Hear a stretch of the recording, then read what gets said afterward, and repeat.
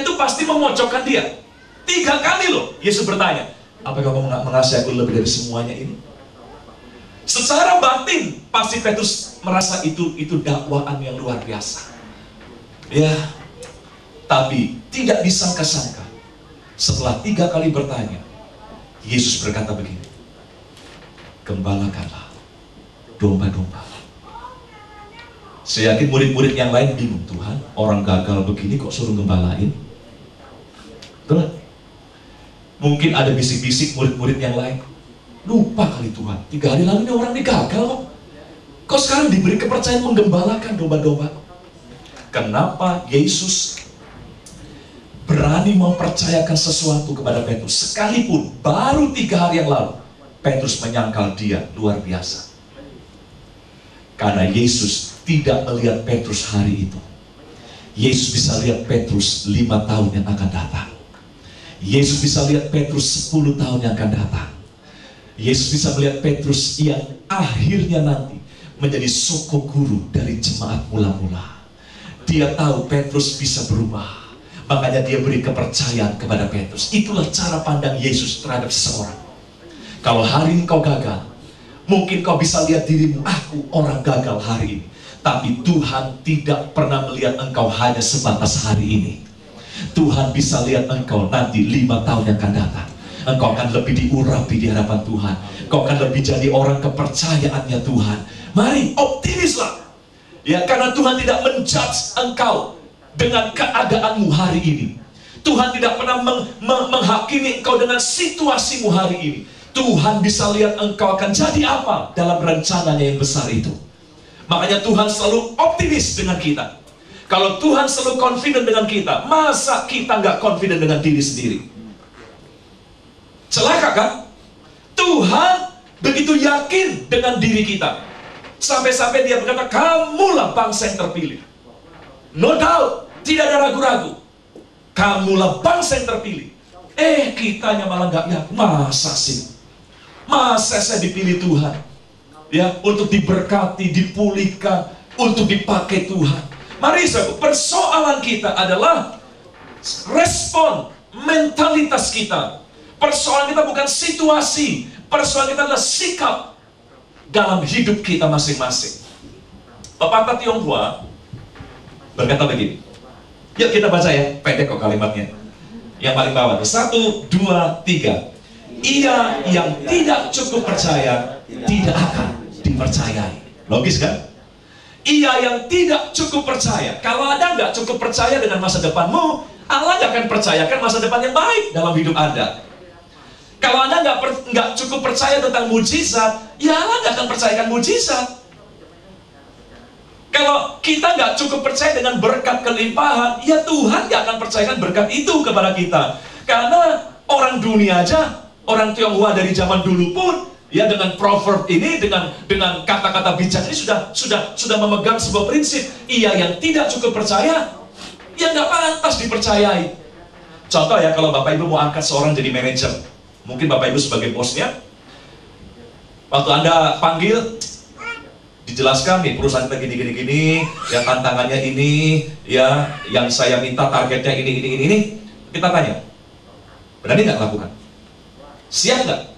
Lalu jawabannya, waduh gimana ya? Ya, waduh gimana ya? Waduh terus. Berani nggak saya mempercayakan dia, mensahkan dia sebagai manajer saudara di perusahaan itu? Padahal jawabannya waduh. Dia nggak cukup percaya. Maka kita tidak bisa mempercayakan. Ya, manusia kan begitu. Ya, jadi jangan sampai Tuhan mendapati kita nggak cukup yakin dengan tahun kelimpahan dan tahun pemulihan. Kalau Anda nggak cukup percaya dengan visi ini, maka Tuhan tidak akan berikan kenyataan dari visi itu.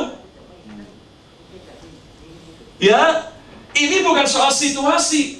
Ada banyak orang berkata, mana mungkin ada hidup berkelimpahan, ada pemulihan, situasi begini. Loh, yang bisa mewujudkan dan menggagalkan visi ini bukan bagaimana keadaan negara kita, bagaimana situasi, bukan bagaimana respon Anda dan saya. Kalau kita percaya, engkau akan dapat. Makanya ada firman Tuhan yang berkata, Roma 1 ayat 17, kalimat terakhirnya saja saya munculkan di sini. Mari kita baca bersama-sama. 1, 2, 3. Orang benar akan hidup oleh iman. Tidak dikatakan orang benar hidup karena situasinya. Oh, karena situasi baik ya pantaslah saya bisa berhasil. Orang benar tidak hidup karena keadaan-keadaannya. Ya, jadi berhentilah mempersoalkan situasi.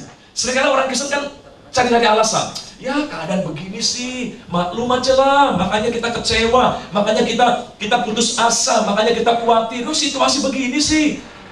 Sebetulnya Anda khawatir karena Anda memilih khawatir, bukan karena situasi membuat Anda khawatir. Sebaliknya kalau ada orang joy, sukacita, wah enak ya, pasti keadaannya baik. Enggak. Dia sukacita karena dia memilih untuk bersukacita. Jadi kalau itu sebuah pilihan, maka semua orang bisa melakukannya. Tidak hanya sebatas orang yang situasinya baik saja. Tidak hanya sebatas orang yang situasinya menyenangkan saja. Semua orang bisa memilih untuk bersukacita, yakin, tenang, tanpa khawatir, dan sebagainya. Saudara, ada quotes yang saya lupa nggak tulis di multimedia. Dengarkan saja ya. Bagus sekali. Everything create twice. Segala sesuatu itu dicipta sebanyak 2 kali. Everything create twice. First, in your mind and your heart. And secondly, in reality. Saya terjemahkan. Segala sesuatu itu dicipta sebanyak 2 kali, baru jadi. Yang pertama harus dicipta dalam benak kita, dalam batin kita. Baru setelah tercipta di batin kita, di hati dan pikiran kita, itu akan tercipta dalam alam realitas. Ya, mujizat, berkat, pemulihan, sebelum itu tercipta di alam realita, itu harus tercipta dalam hati kita lebih dahulu. Artinya apa? Anda yakin, ya ada mujizat. Kalau di hati Anda berkata ada mujizat, maka di realitas Anda akan melihat memang ada mujizat. Tapi kalau di hati bilang nggak ada mujizat, ya udah nggak ada di alam realita juga. Segala sesuatu dicipta 2 kali. Pertama dalam hati kita, kedua baru dalam kenyataan. Kalau di hati kita belum tercipta, Tuhan nggak bisa wujudkan dalam sebuah kenyataan. Makanya ayo ciptakan semua yang indah pertama-tama di hati kita. Makanya firman Tuhan berkata, ayo pikirkan semua yang baik, semua yang sedap didengar, semua yang disebut kebajikan, semua yang indah. Itulah yang harus terjadi dulu. Dalam benak kita harus tercipta semua hal-hal yang baik dulu. Baru itu akan terwujud di alam realita dalam hidup kita. Ya, jadi ini kembali ya dari sikap mental kita, sikap dan respon kita, bukan soal situasi. Makanya ayo lihat dirimu, ya lihat dirimu sebagaimana Allah melihat dirimu. Allah tidak melihat dirimu sebagai orang gagal. Allah tidak mengatakan kamulah bangsa yang gagal, tidak. Kamulah bangsa yang terbuang, kamulah bangsa yang tak bernilai, tidak. Yang Allah lihat tentang kita adalah kamulah bangsa yang terpilih. Bahasa Inggris berkata, you are a qualified people. Anda qualified loh. Anda masuk hitungan loh untuk berhasil. Qualified untuk berhasil, qualified untuk sembuh, qualified untuk dipulihkan, qualified untuk sukses. Ya, Anda masuk hitungan. Anda orang-orang yang pantas untuk mendapatkan kemuliaan yang Tuhan sudah berikan bagi kita. Jangan lagi berkata, gak mungkin. Ya, nah itu masalah kita. Menyebabkan semua yang Tuhan akan buat tidak bisa terwujud dalam hidup kita. Mari kita bedah kata confidence. Confidence itu apa? Kita hanya tahu confidence seolah-olah itu istilah dari dunia sekuler. Oh, yakin, percaya, itu dunia sekuler. Padahal tidak, akar dari dunia rohani sebetulnya. Dari dua akar kata, dua kata dasar. Con, itu dengan, with. Faido, faith.